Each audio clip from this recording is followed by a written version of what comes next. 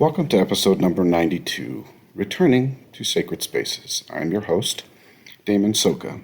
And just as a reminder for those listening, if you have a story to share and would like to be part of this podcast, I am looking for persons willing to share their story. Of course, you can certainly share your story anonymously, like the one I will talk about today.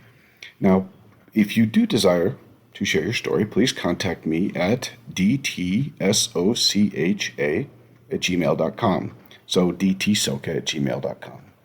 Also, if you have enjoyed these podcasts, send them to a friend or post them to a social media website. Now, today's episode comes from, let's just say, someone I once knew long ago. A friend whose life took a different path, and the story that followed. And here it is. I've suffered with mental illness most of my life.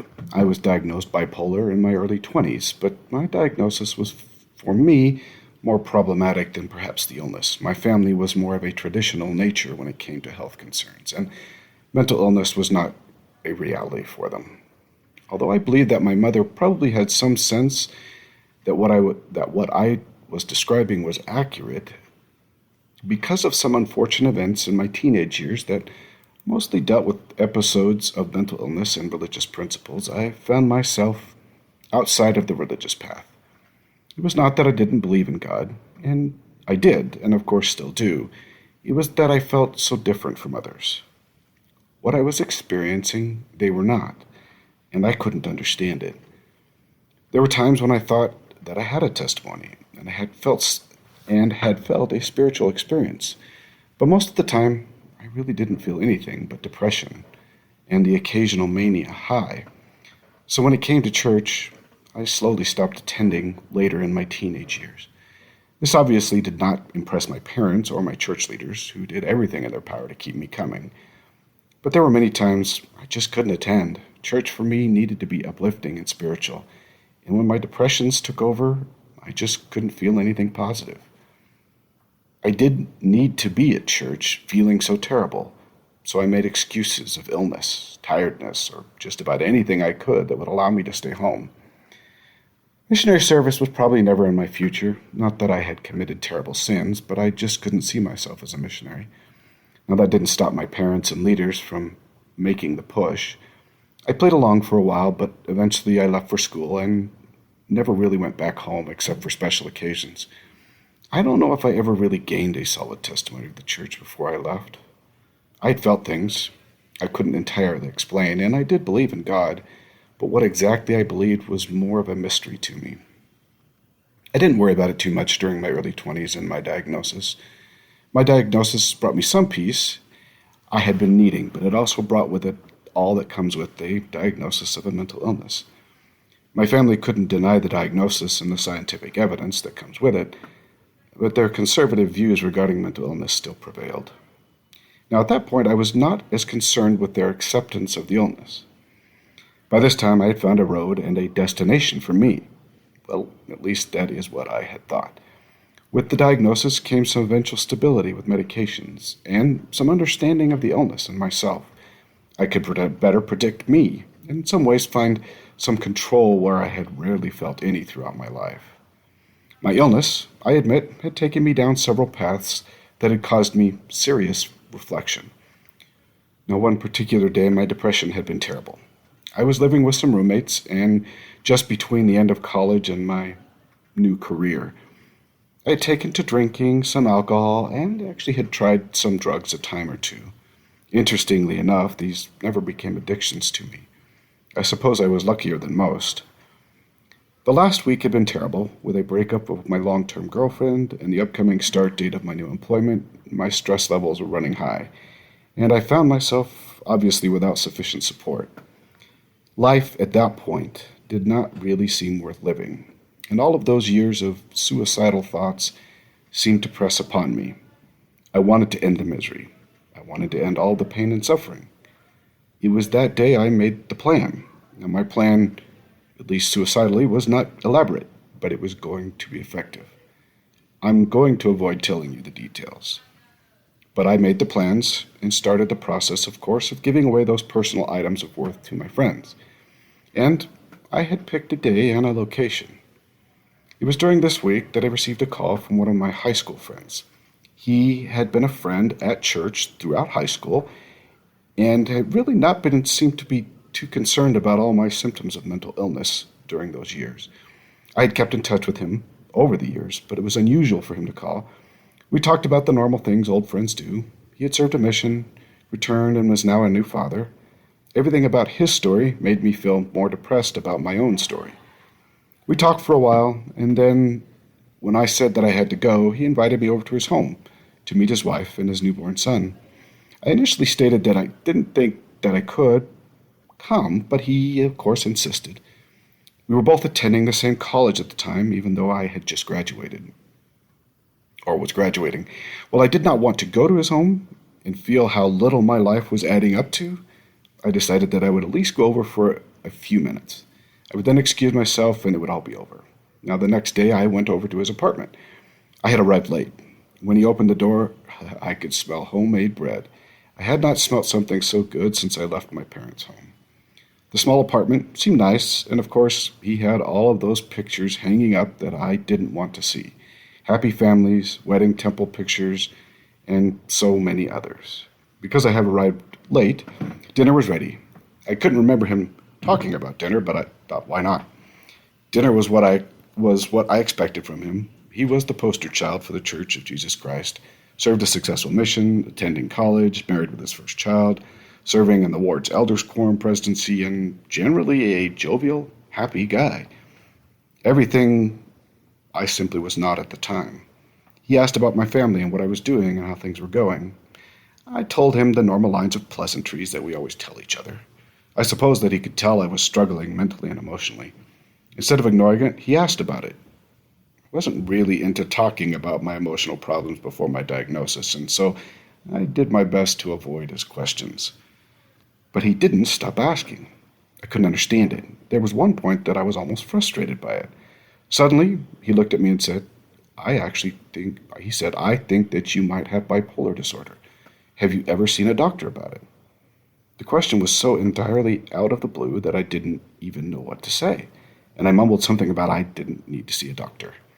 He didn't stop with the questions. He noted several symptoms of my illness, and even some during our conversation, and said, I really think that you should see a doctor.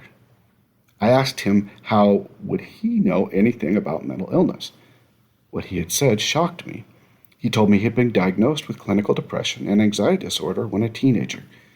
He could see the same things in me that he had felt throughout his life. He had seen me on campus a few times and wanted to discuss it, but just didn't know how. He had shrugged it off until yesterday when a voice, as clear as he could tell, said, I need you to call. He didn't even know what to say, but he found my number and called and invited me over. I really sat back in my chair not knowing what to say to him. How had I never seen his illness? How could he see it so easily in me if that is what I had? Without waiting for me, he began to explain mental illness to me and what he was seeing in me and what he had experienced. He had also noted that while outwardly his life looked very normal, what he had experienced with his own personal journey with mental illness, he knew that I needed help. He offered to walk me over to the college health clinic to talk about it. I was at the point of life that I really didn't want to live it. I had made plans, but what he had said made some sense to me. Now, for the first time in a long time, I actually began to feel some hope that things might change. I decided that I would take him up on his offer, and we walked across the campus to the clinic. It just so happened that it was Mental Health Week, and the clinic was offering testing for various types of mental illness. That day was the start of something new for me. I received a tentative diagnosis, and then a more final one a couple of days later. Medications were prescribed, some therapy initiated, and I began to better understand myself and the person I had been for so many years. Can't say that everything fell into place, and the whole journey was easy after that. But a couple of medications later, and some time to heal, I found myself in a much better place. However, I had still not returned to church. My friend had me reading scriptures again, and I was beginning to feel some of those older spiritual feelings and thoughts. But I had spent so much time at church with my depression raging that I was unsure that I could ever attend again without feeling those deep pains and hopelessness. Besides, my life had not been very church-worthy over the last few years, and I would have to face what I had done. I made solid excuses every time he asked me to attend with him. I really didn't want to attend with my friend in case those dark memories returned. I decided that I would attempt to attend a sacrament meeting only and see how that went. Still unsure about my past, I attended a sacrament meeting from the back row. I tried to remain obscure as I could. I really didn't want to talk to anyone, and I sat down. For the first while, I really didn't feel anything during the sacrament or during the hour. I didn't partake of the sacrament, not really feeling that I was worthy considering my current lifestyle. It wasn't until the second talk during the sacrament that I began to feel something I had not felt in many, many years. I felt a peace that I could not describe, but one with which I was familiar. I knew that I wasn't necessarily worthy of church membership, but I still felt at peace, like everything would be okay if I just moved forward. I sat in the back of the breezeway all the way through sacrament, and I had intended to leave early to avoid talking to people, but my concerns melted that peace I felt. With that peace that I'd felt, when the closing prayer was said, I sat for a moment, taking in what I had just experienced. I knew that someone would approach me, and they did, and I made the just visiting excuse and headed for the door. But that experience stuck to me. While my life was not in order, I felt accepted for the first time in many years. While I wanted to return again to church, I didn't for some time, for a few weeks. I had worked with the doctors and the medications, and realizing that drugs and alcohol were not going to work with the mental illness, I had left it all behind. My life was improving, but I still felt very alone. One Sunday morning, I decided to try again, only I went to the ward to which I had been assigned. I had never attended that ward, even though I had been contacted a few times by ward members. No one knew me when I showed up, and that was good for me. I wanted a fresh start. Sacrament moved along, actually very similar to the one before, with a feeling of peace and one additional experience. For the first time in my life, I felt loved. I was actually in a room full of strangers because I didn't know anyone, but I felt loved. Being a member of the church, I knew that I would eventually need to talk with a bishop about my past issues. Now, this was not something that I really wanted to do or cared to do. I tried to avoid it while continuing to attend sacrament meetings, but the feeling was unmistakable. I knew that I needed to talk with him. I suppose that the Lord does look out for his children, because before I could exit the church one Sunday, the bishop came off the stand directly to me and asked if he could meet with me. I was entirely nervous, but I said that I would. We walked to his office. What I thought was going to be terrible moments of reliving my sinful past life and regretting it turned into this wonderful experience of forgiveness and love. I don't remember a time when I had ever felt the Spirit that strongly. The bishop listened and listened more, and then with the understanding that I think only comes from God, he talked about leaving those sins in the past and not worrying about them. He said that the Lord was very willing to forgive and to provide a place for me. Within a short time, I was taking the sacrament with full forgiveness and mercy.